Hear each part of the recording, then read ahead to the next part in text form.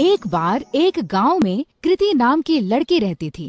कृति गांव की ही एक कोठी में रहती थी, जहां कृति के बाबा गांव के सबसे बड़े जमींदार थे। लेकिन उसके पिता की जुआ खेलने की लत ने उसके पूरे परिवार और दौलत को बर्बाद कर दिया। कृति के परिवार में कोई नहीं था। असल में कृति के पापा ने एक बार जुआ खेलते समय अपना सब कुछ दांव पर लगा दिया और वो हार गए। जुए में हारने पर दौलत तो गई ही गई, साथ ही साथ कृति की माँ ने भी तंग आकर जहर खा लिया। कृति की माँ के बाद उसके पिता भी ज्यादा दिन नहीं जिए और ज्यादा शराब पीने से उनका लिवर फेल हो गया और उनकी मौत हो गई। अपने पिता की इस जुए की आदत का सबसे बड़ा शिकार बनी अनाथ कृति।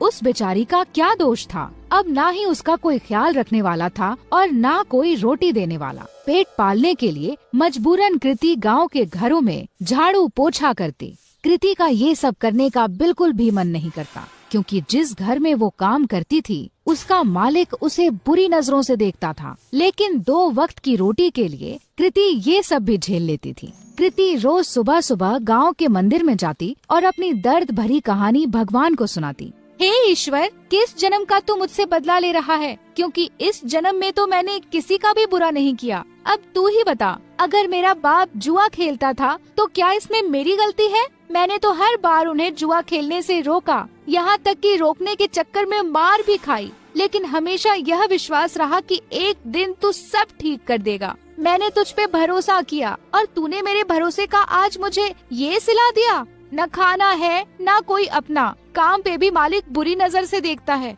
क्या यही तेरी महिमा है? कृति की आंखों में आंसू भर आए और वो वहीं बैठकर फूट फूट कर रोने लगी। लेकिन कृति ने आंसू पोंछे और वहाँ से उठकर जाने लगी कि तभी उस मंदिर के बाहर एक बूढ़ा आदमी दिखा जो उसे घूर रहा था। कृति को लगा कि ऐसे ही कोई भिखारी होगा जो उसे रोता हुआ देखकर घूर रहा हो। कृति उस पर बिना ध्यान दिए वहाँ से तुरंत अपने घर चलती बनी। लेकिन अब तो उस बूढ़े आदमी की कृति को देखने की आदत पड़ गई थी। जब भी कृति मंदिर जाती और भगवान को अपनी आप बीती बताती, वो बूढ़ा वहीं खड़ा उसकी बातें सुनता और उसे घूरा करता, लेकिन कभी मंदिर के बाहर कृति का पीछा नहीं करता। कृति को लगा कि वो बेचारा भीख की आस में उसे देखा करता है। कृति के पास कोई बहुत ज्यादा पैसे नहीं थे, फिर भी वो दान पुण्य करने में बिल्कुल भी हिचकिचाती नहीं थी। एक दिन मंदिर के बाहर खड़ा वो बूढ़ा आदमी जब कृति को घूर रहा था, तो कृति भगवान के पास जाने की बजाय उस बूढ़े के पास गई। बाबा जी, अगर पैसे चाहिए तो बेहिचक मांग लिया करो, ऐसे किसी और को घूरोगे तो वो गलत मतलब निकालेगा। काश बेटा, तेरे जैसा साफ दिल भगवान ने सबको दिया होता। कुछ दे दे बेटा। कृति ने अपनी जेब से एक 10 का सिक्का निकाला और उस भिखारी के जेब में डाल दिया। बाबा जी, अभी इतने ही हैं, आगे जब ज्यादा कमाने लगूंगी तब ज्यादा दूंगी। अरे बेटा, सच्चे दिल से दिए गए 1 रुपए भी मैं खुशी खुशी रख लूं, फिर तेरे 10 रुपए तो लाखों के बराबर हैं। भगवान तेरा भला करे। ये कहकर वो भिखारी चला गया। किसी गरीब की मदद करके कृति को बहुत खुशी हो रही थी। कृति मंदिर में दर्शन करके फिर से अपने घर चली गई। उस दिन जब कृति अपने मालिक के घर काम करने गई, तो वहाँ पर उस दिन उसके मालिक के अलावा कोई नहीं था। क्या हुआ मालिक, आज घर पर मेम साहब नहीं है क्या? मेम साहब वो तो आज अपने मायके गई हुई हैं।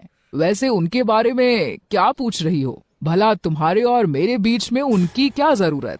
अपने मालिक से ये सुनकर कृति कुछ सहम सी गई।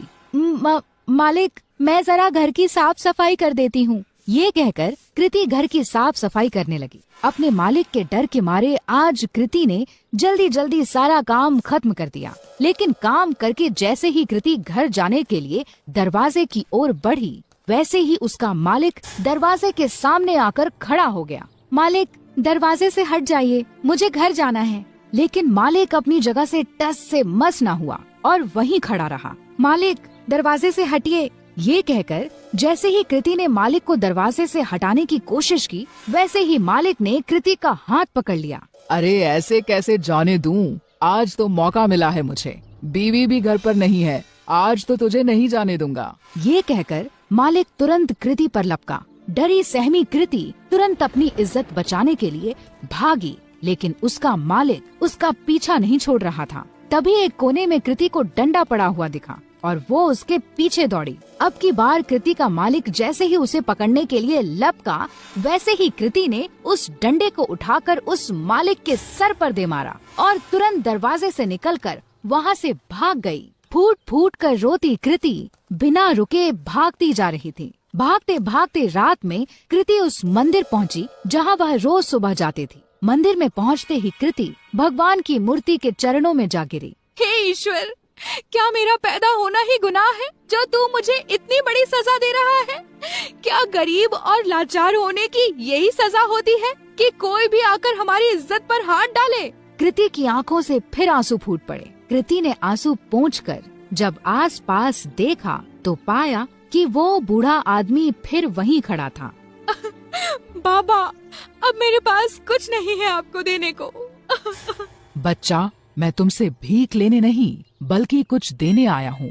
लेकिन क्या? तेरी कोठी के पीछे वाले कमरे में एक जादुई खजाना है जो सही समय आने पर अपने आप तेरे हाथ में आ जाएगा। ग्रहों की दिशा बता रही है कि आज ही वो सही समय है। कृति पहले से ही परेशान थी और ये सब सुनकर उसे और गुस्सा आ गया।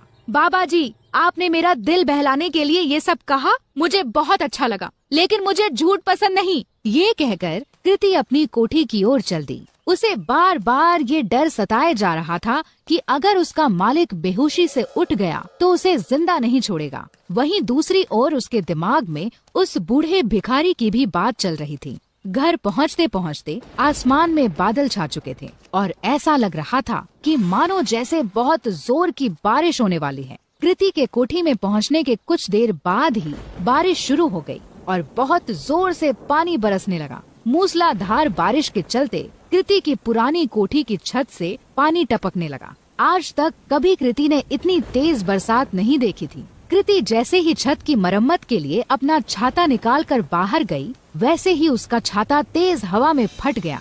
परेशान कृति फिर अंदर आई और सर ढकने के लिए कुछ ढूंढने लगी। आगे कुछ ना मिलने पर वो कोठी के पिछले हिस्से में चली गई, जहां उसके बाबा का पुराना कबाड़ रखा था। ढूंढते ढूंढते उसी कबाड़ में कृति को एक छाता मिला।